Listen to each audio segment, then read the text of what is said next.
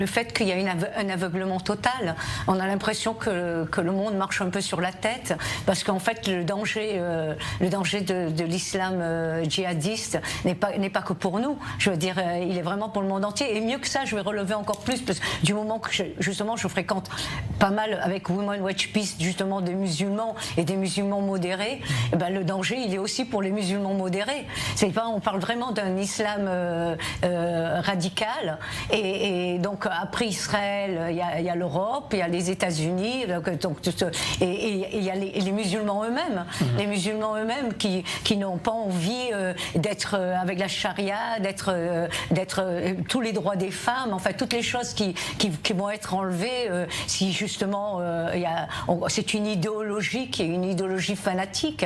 Donc en fait, moi ce que je m'attends, autant de Macron que de tout le monde en fait, qu'il y ait une lutte totale, vraiment d'un monde éclairé contre ce monde de l'obscurantisme. Pour ça, il faut du courage. Mais il faut le dire. Et d'ailleurs, je voudrais dire, tout à l'heure on parlait des responsabilités, et Meir a parlé des citoyens, du simple citoyen en France. Et je crois beaucoup que la majorité, c'est une majorité silencieuse. Mais par contre, ce qui n'est pas silencieux, c'est les médias et les politiques.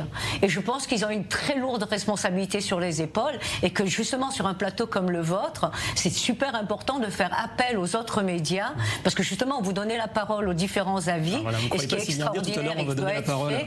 Et justement, je pense que c'est important de dire aux autres médias, ils ont une responsabilité. Et cette responsabilité, c'est de montrer aussi les faits.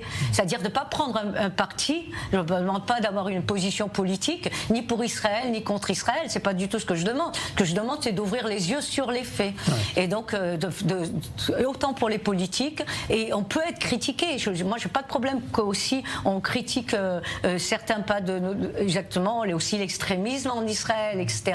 Qu'elle soit de droite, de gauche, je pense que c'est important aussi de critiquer. Mais par contre, c'est pas le pays. Je pense qu'aujourd'hui, on est vraiment un rempart à l'effondrement peut-être d'un monde entier où on va revenir, je sais pas, en l'an 1000.